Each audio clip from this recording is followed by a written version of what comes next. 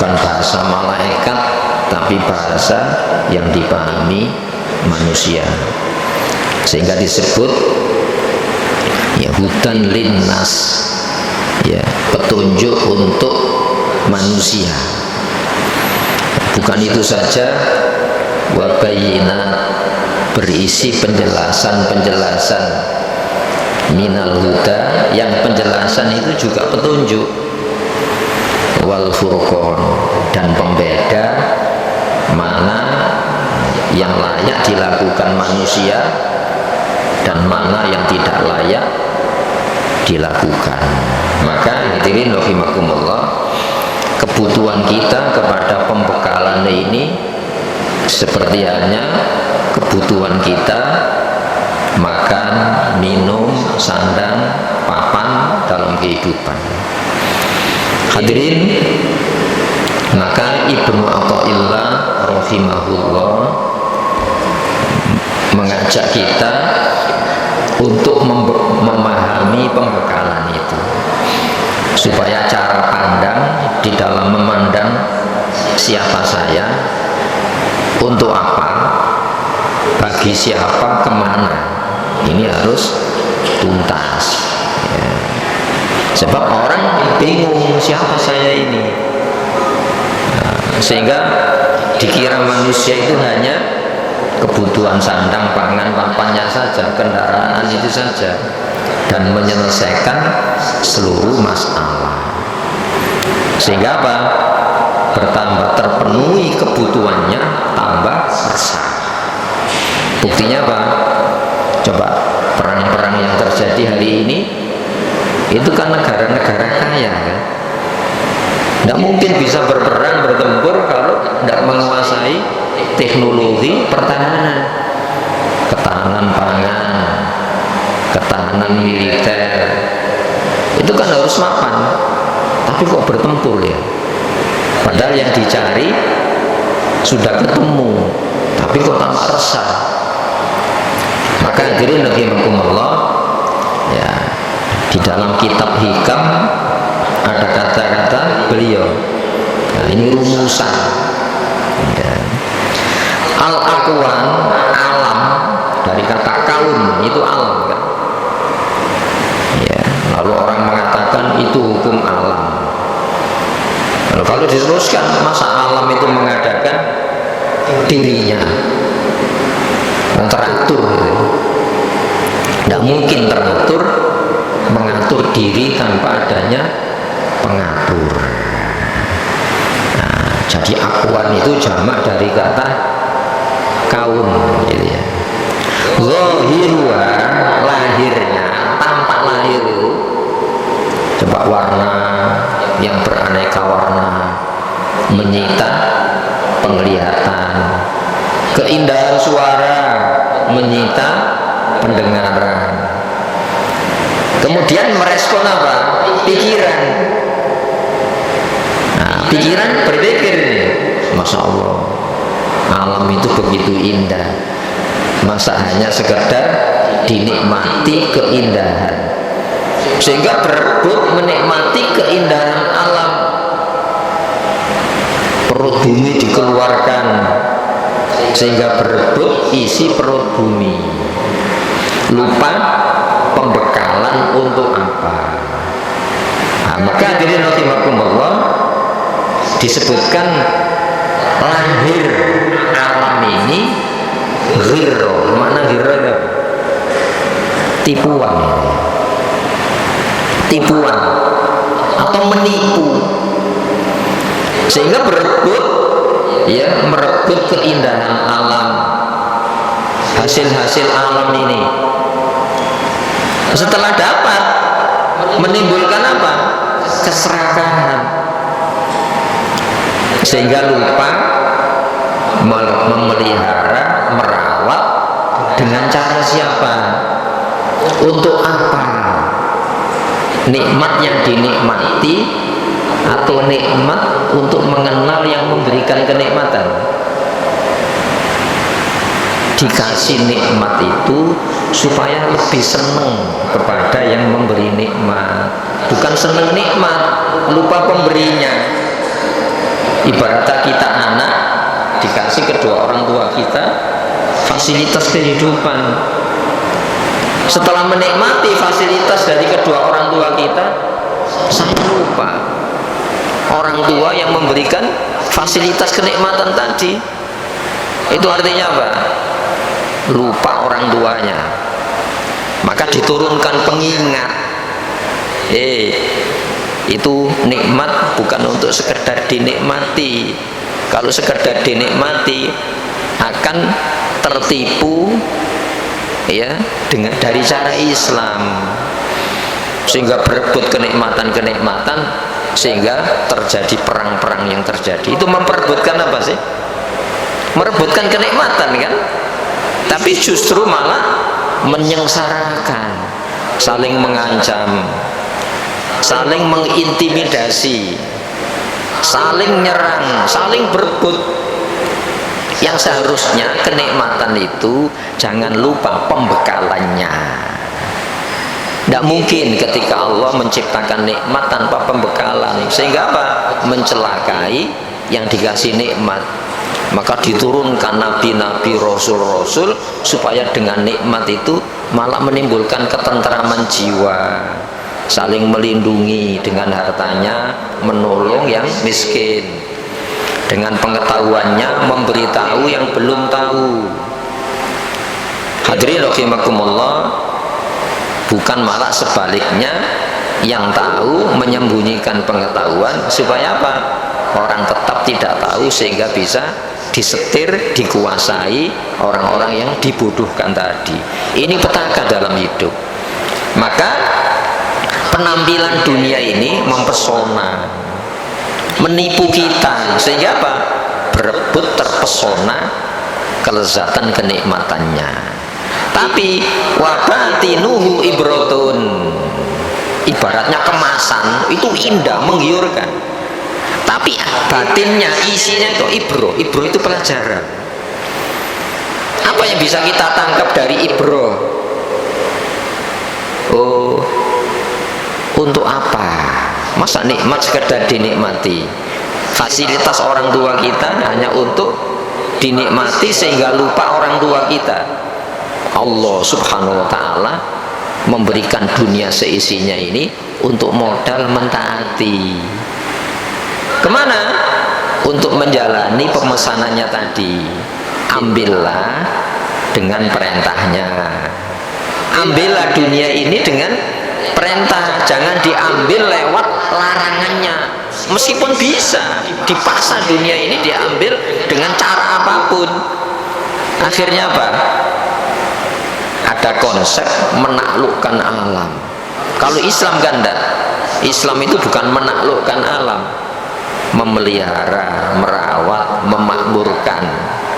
Tidak mungkin Allah memerintahkan merawat, memelihara, melestarikan tanpa adanya pembekalan.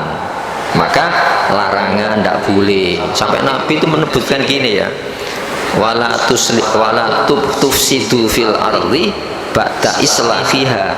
Kamu jangan merusak di bumi ini setelah Allah memperbaiki harmoni alam ini, keseimbangan. Sampai Rasulullah itu melarang ya, diantaranya bukan sekedar masalah halal haram.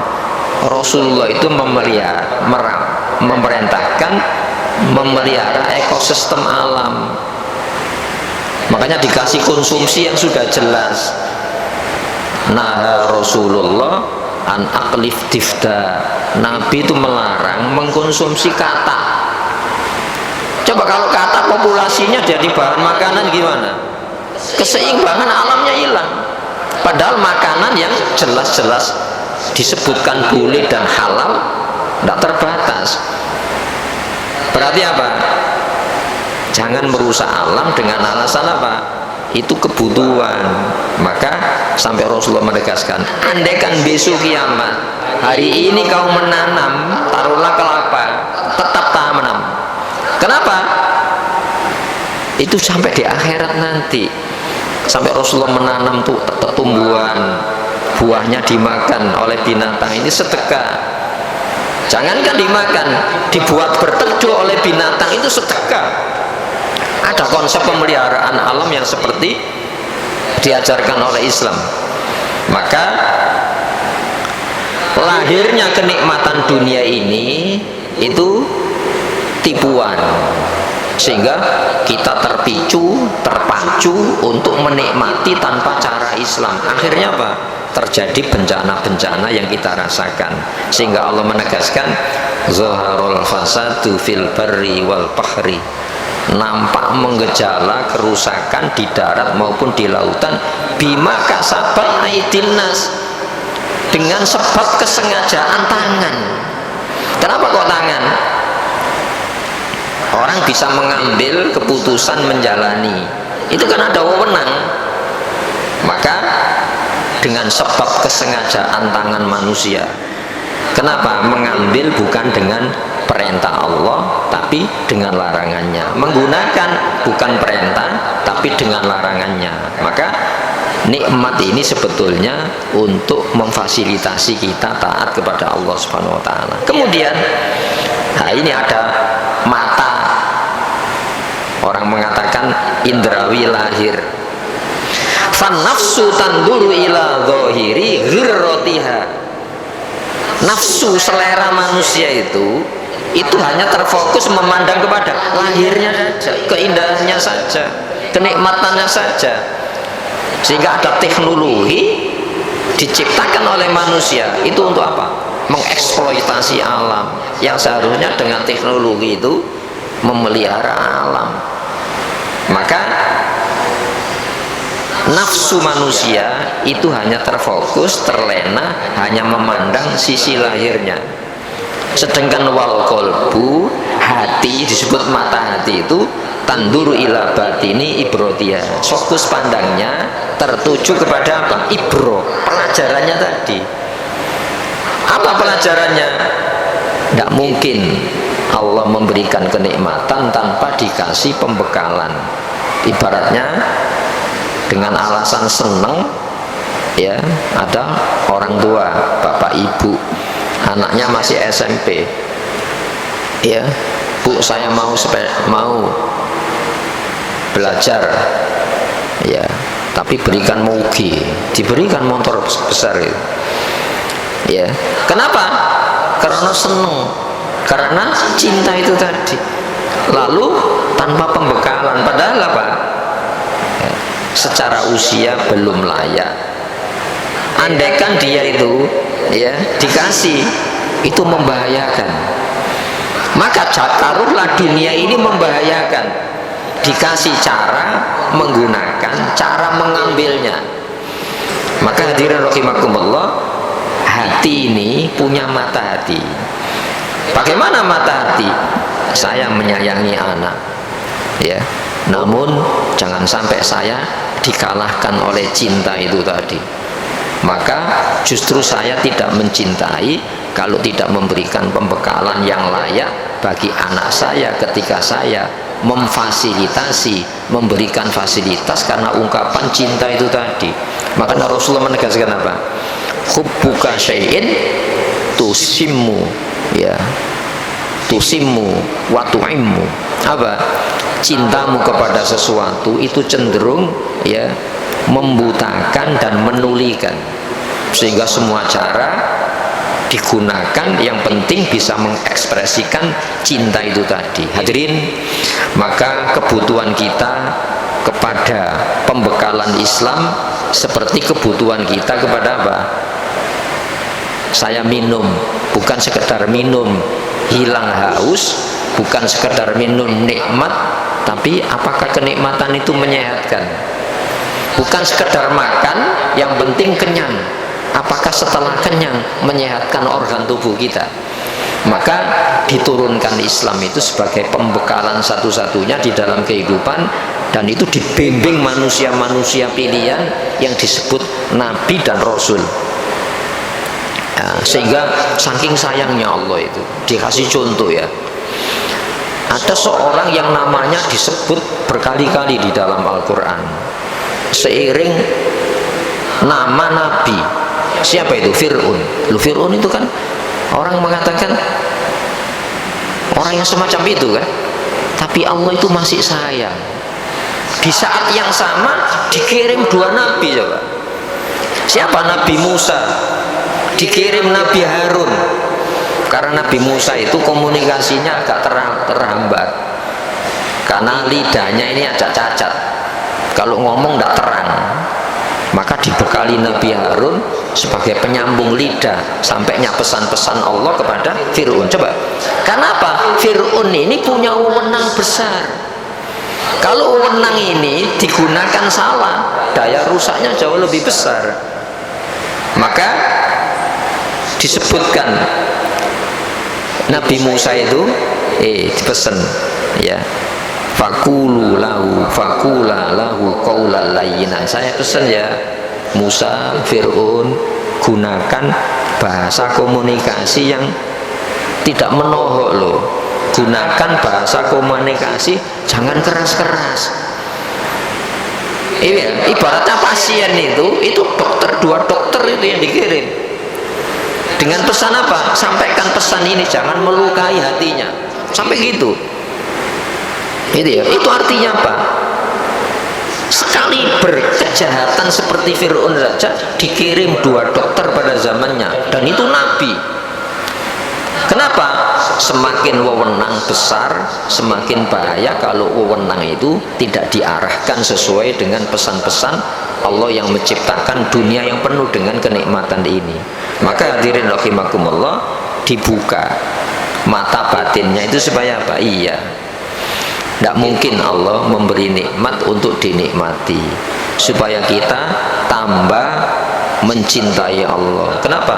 Ditunjukkan bahaya, ditunjukkan yang namanya keselamatan.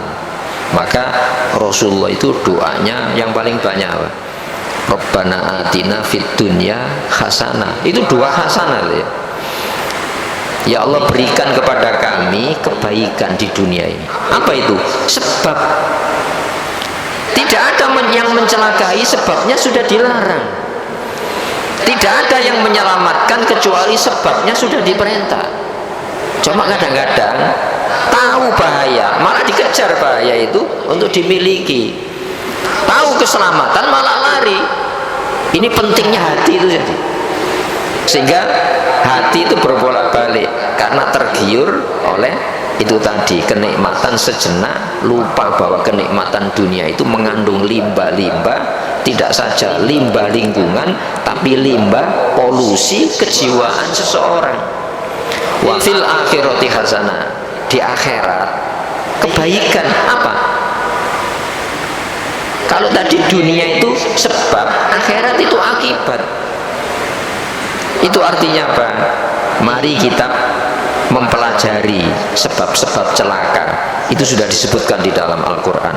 Sebab-sebab selamat itu sudah diperintahkan di dalam Al-Quran, sudah ditunjukkan. Sehingga apa? Hasanah di dunia yang diminta Nabi itu adalah sebab. Sementara di akhirat akibatnya. Sampai ahli neraka disebutkan dalam Al-Quran, lau kunna nasma'u, andaikan dulu di dunia saya serius mendengar pembekalannya, au nakilu, atau kami mencerna dengan akal saya. Berarti apa? Dulu tidak dipakai akalnya, yang penting senang, sehingga bersenang-senang. Dulu tidak dipasang keseriusan mendengarkan pesan-pesan Allah. Ya, makunna fi ashabis sa'ir, saya tidak termasuk penghuni neraka ini. Berarti apa? Penghuni neraka tidak serius memperhatikan pembekalan-pembekalan, mana yang layak, mana yang tidak layak, mana yang benar, mana yang salah. Sehingga hadirin rahimakumullah, diulangi oleh Ibnu Athaillah, al-aqwanu zahiru wa ghirra. Penampilan dunia ini itu banyak menipu, sehingga lupa cara pembekalan tadi. Ya, wa batinuha ibrotun, padahal batin dunia ini ibro. Ibro itu pelajaran berharga. Ya, hati-hati, ini limbah ya. Ya, kalau menumpuk terjadi limbah, maka ambillah sesuai dengan takarannya. Lingkungan hari ini kita saksikan sendiri kan ya.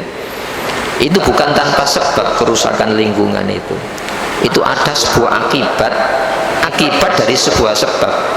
Sebab Allah sudah menjelaskan bahwa yang dilarang itu bahaya. Jangan mengambil kenikmatan lewat larangannya. Ya, jangan mengambil kenikmatan dan menggunakan lewat larangan.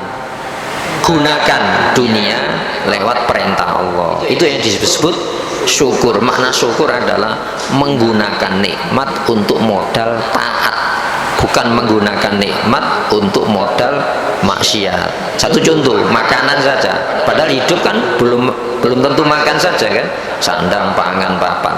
Disebutkan dalam Al-Quran. Ya ayyuhalladzina amanu. Orang yang percaya adanya bahaya. Orang yang sudah percaya adanya keselamatan. Saya yakin ini. Belum terjadi, saya yakin. Ya, kulu min thayyibati, konsumsilah yang baik-baik. Itu ya. Artinya apa yang baik? Berdaya guna untuk kelestarian alam. Kemudian apa? Washkuru lillah. Syukurlah kepada Allah. Makna syukur apa? Kenikmatan tadi gunakan taat. In kuntum iyyahu ta'budun. Jika hanya kepada Allah kamu itu beribadah. Jadi beribadah itu bukan sekedar dikurung dalam area yang paling sempit dan temporal masjid. Sampai di luar masjid itu semuanya ungkapan-ungkapan taat. Sampai Rasulullah mengatakan, andaikan besok kiamat terjadi, padahal kita tidak tahu, sedangkan kamu menanam pohon yang kamu tidak mungkin bisa memetik buahnya, itu tetap tanamlah. Kenapa? Itu amal soleh, kegiatan yang berdaya, kebaikan untuk penanam juga lingkungannya. Sampai Rasulullah menegaskan, hasil panen yang dimakan binatang itu sedekah bagi kamu. Jangan hanya dimakan, buat berteduh binatang itu sedekah bagi kamu.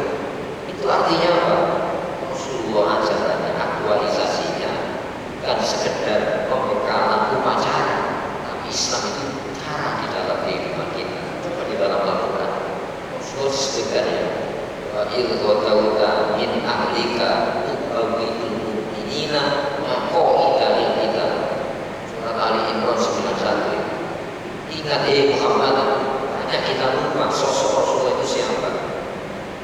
Wa idh ghadawta, ya, saat kamu berangkat pagi hari, malah sebelum subuh itu berangkat. Apa?